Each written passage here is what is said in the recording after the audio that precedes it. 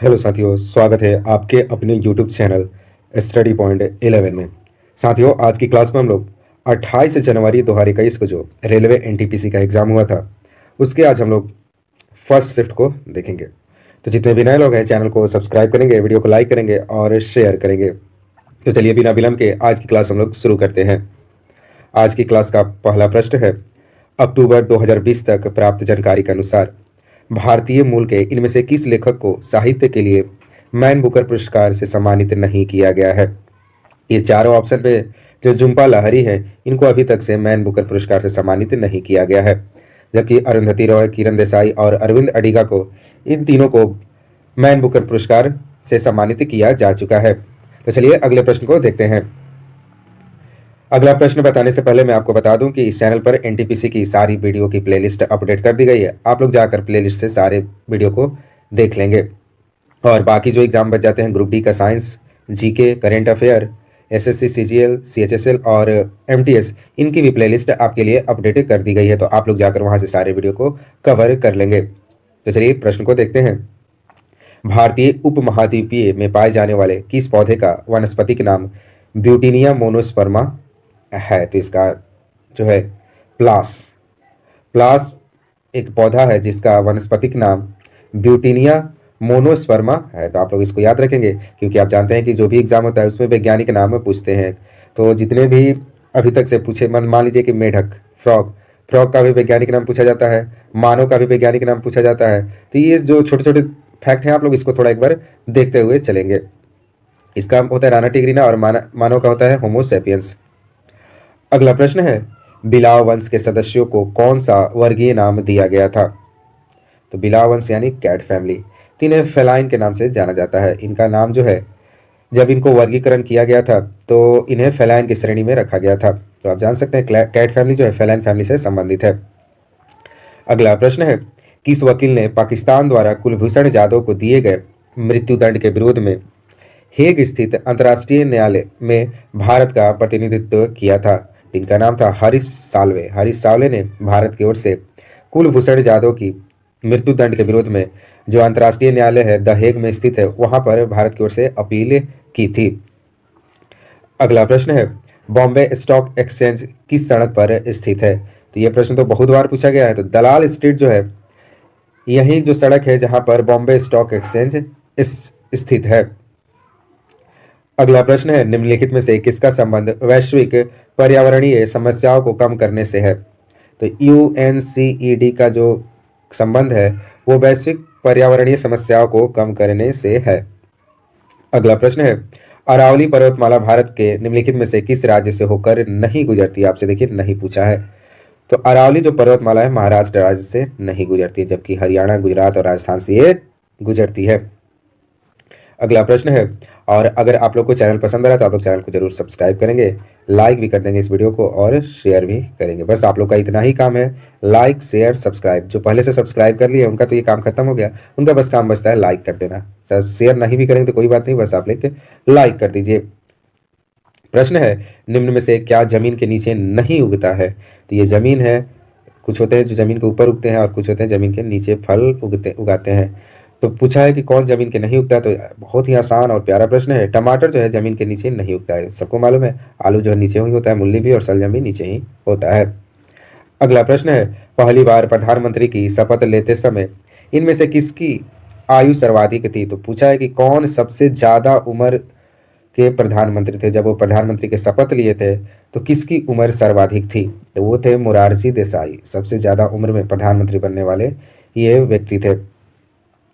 अगला प्रश्न है, इनमें से कौन सा जल डमरू मध्य रूस और संयुक्त राज्य अमेरिका के एक राज्य में के बीच स्थित है? तो ये जो है बेरिंग जल डमरू मध्य, बेरिंग जो स्ट्रेट है, यह रूस और संयुक्त राज्य अमेरिका के बीच स्थित है। तो ये आप लोग फैक्ट याद रखेंगे, बहुत बार पूछा गया। बेरिंग जल डमरू मध्य, ये रूस और अमेरिका के बीच स्थित है।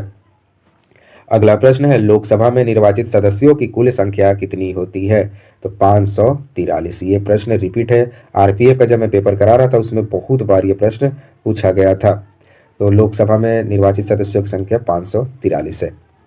अगला प्रश्न है, कौन सी नहर प्रशांत महासागर को अटलांटिक महासागर से जोड़ती है? तो ये जो नहर है पनामा नहर। पनामा नहर क्या करती है? ये प्रशांत महासागर को अटलांटिक महासागर से जोड़ती है। और आपको मालूम होगा कि सबसे बड़ा महासागर प्रशांत है और उसके बाद कोई बड़ा महासागर है तो अटलांटिक। तो यही दोनों महासागर को पनामा नहर जोड़ती है। अगला प्रश्न है, ब्रिटिश संसद के किस अधिनियम के अंतर्गत प्रांतों में जिम्मेदार सरकार का प्रावधान किया गया है? तो 1935 का जो अधिनियम है इसमें क्या है कि प्रांतों में जिम्मेदार सरकार का प्रावधान किया गया। मतलब प्रांत जब बनाया गया था उसमें जिम्मेवारी सरकार को दी गई थी कि वहाँ वहाँ जिस प्रांत के जो सरकार है, जो वहाँ के शासक है, वो उसकी जिम्मेवारी लेंगे। ये आपका अधिनियम 1935 हो जाएगा। अगला प्रश्न है, निम्न में से कौन कैबिनेट मिशन का सदस्य नहीं था? तो सर जॉन साइमन जो थे कैबिनेट मिशन के सदस्य नहीं थे। कैबिनेट मिशन में 3 सदस्य थे। एक का नाम था सर पैट्रिक लॉरेंस, दूसरे थे सर स्टेफर्ड क्रिप्स और तीसरे थे एवी अलेक्जेंडर। यही तीनों जो थे कैबिनेट मिशन के सदस्य थे। आप लोग कमेंट में बताएंगे कि ये जो कैबिनेट मिशन था इनमें 3 सदस्य ये थे, 3 में इसका अध्यक्ष कौन था? आप लोग कमेंट में लिखेंगे। अगला प्रश्न है, महात्मा गांधी ने पहली बार और अंतिम बार अंतर्राष्ट्रीय कांग्रेस के वार्षिक अधिवेशन की अध्यक्षता कहाँ की थी? तो ये प्रश्न कितना बार रिपीट होगा, बार बार ये रिपीट हो रहा है क्योंकि गांधी जी ने तो बस एक बार भारतीय राष्ट्रीय कांग्रेस की अध्यक्षता की थी, वो भी 1924 में। और ये आपका था कर्नाटक का एक बेलगांव जगह है, वहीं पर गांधी जी ने आईएनसी की अध्यक्षता की थी। तो ये प्रश्न बहुत बार रिपीट हुआ है। अगला प्रश्न है, मुसम्मन बुर्ज भारत के किस किले में स्थित है? तो आप देख रहे हैं नाम मुसम्मन बुर्ज, ये भारत के आगरा के किले में स्थित है। अगला प्रश्न है, 1905 के बंगाल विभाजन का आदेश किस वायसराय ने पारित किया था? तो लॉर्ड कर्जन जो था उसने बंगाल विभाजन का जो आदेश था दिया था, उसने ही कहा था कि बंगाल का विभाजन होगा। अगला प्रश्न है, निम्नलिखित में से किस केंद्र शासित प्रदेश में विधानसभा नहीं है? तो दिल्ली जो है यहाँ पर विधानसभा नहीं है, यहाँ तो है। तो दिल्ली एक ऑप्शन के अनुसार दिल्ली में विधानसभा है, यहाँ पर विधानसभा नहीं है। चंडीगढ़ में भी नहीं है, दादरा अंडमान और निकोबार में भी विधानसभा नहीं है। आपका विधानसभा बिहार में मिलेगा। अगला प्रश्न है, नीति आयोग का अध्यक्ष कौन होता है? तो नीति आयोग का अध्यक्ष, तो बहुत बार मैंने पोल पर भी ये प्रश्न डाला था, कम्युनिटी पे भी डाला था कि नीति आयोग का अध्यक्ष हमेशा भारत के प्रधानमंत्री ही होते हैं। और उस समय जो मतलब जब नीति आयोग का जो सत्र चलता है, अगर उस समय के जो प्रधानमंत्री होंगे वहीं उसके अध्यक्ष होंगे। मान लीजिए अभी के वर्तमान में प्रधानमंत्री हमारे नरेंद्र मोदी हैं, तो वो अभी हमारे नीति आयोग के अध्यक्ष हैं। अगला प्रश्न है, द्वीप समूह टिएरा डेल फुएगो किस महाद्वीप में स्थित है? तो ये दक्षिणी अमेरिका में स्थित है। नाम देख लिए कैसा है, टिएरा डेल फुएगो जो है दक्षिण अमेरिका महाद्वीप में स्थित है। अगला प्रश्न है, खाली स्थान ने फीफा मेंस फुटबॉल विश्व कप सबसे अधिक बार जीता है? तो ब्राजील जो है फीफा जो मेंस फुटबॉल विश्व कप होता है उसको सर्वाधिक बार जीता है। आप लोग कमेंट बताएंगे कि ये कितनी बार जीता है? आप लोग कमेंट में नहीं लिखते हैं। आज आप लोग शुरुआत करेंगे कि इसने कितनी बार ये फीफा मेंस विश्व कप फुटबॉल जीता है। अगला प्रश्न है, इनमें से कौन सा गूगल का उत्पाद नहीं है? तो iTunes जो है गूगल का उत्पाद नहीं है, बाकी जीमेल, ब्लॉगर, यूट्यूब ये गूगल का उत्पाद है। अगला प्रश्न है, मुस्लिम लीग की स्थापना किस शहर में की गई थी? तो ढाका में मुस्लिम लीग की स्थापना की गई थी। अगला प्रश्न है, निम्न में से किसे जूल में मापा जाता है? तो ऊर्जा जो है इसे जूल में मापा जाता है। जूल में एक और कार्य को भी हम लोग जूल से मापते हैं, कार्य को हम वर्क बोलते हैं, वर्क को भी हम लोग जूल में ही मेजर करते हैं। अगला प्रश्न है, निम्नलिखित में से कौन सा स्थान भारतीय अंतरिक्ष कार्यक्रमों से संबंधित नहीं है? तो श्री पेरम्बुदूर जो है ये आपका अंतरिक्ष कार्यक्रमों से संबंधित नहीं है, जबकि अब्दुल कलाम द्वीप, थुम्बा, श्रीहरिकोटा ये जो है अंतरिक्ष कार्यक्रमों से संबंधित है। अगला प्रश्न है, रेलवे बोर्ड के सर्वप्रथम सीईओ कौन है? तो बीके यादव जो है वो रेलवे बोर्ड के सर्वप्रथम सीईओ। जब रेलवे बोर्ड में सीईओ का पद बना तो उसके पहले सीईओ वीके यादव बने थे। अगला प्रश्न है, हीनयान और महायान किस धर्म के पंथ हैं? तो हीनयान और महायान जो है बौद्ध धर्म के पंथ है। अगला प्रश्न है, निम्न में से कौन सा विश्व का सबसे बड़ा डेल्टा है? तो गंगा ब्रह्मपुत्र जो डेल्टा है विश्व का सबसे बड़ा डेल्टा है।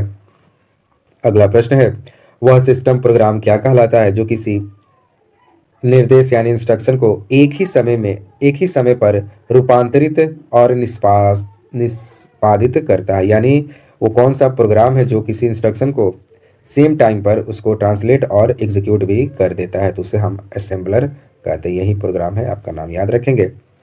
अगला प्रश्न है, भारत के किस राष्ट्रीय उद्यान में सर्वाधिक गेंडे संख्या में गेंडे मौजूद हैं? तो ये आप लोग को तो बचपन से याद होगा। काजीरंगा नेशनल पार्क में सबसे ज्यादा गेंडे पाए जाते हैं। ये प्रश्न बहुत बार रिपीट हुआ है। अगला प्रश्न है, साधारण नमक का रासायनिक सूत्र क्या है? तो ये बच्चे बच्चे को मालूम है, साधारण नमक का रासायनिक रूप सोडियम क्लोराइड होता है, NaCl। तो यहाँ पर हमने जीके के सारे प्रश्नों को कवर कर लिया है। अगर आपको ये वीडियो पसंद आया है तो आप लोग लाइक करेंगे और चैनल को सब्सक्राइब करेंगे।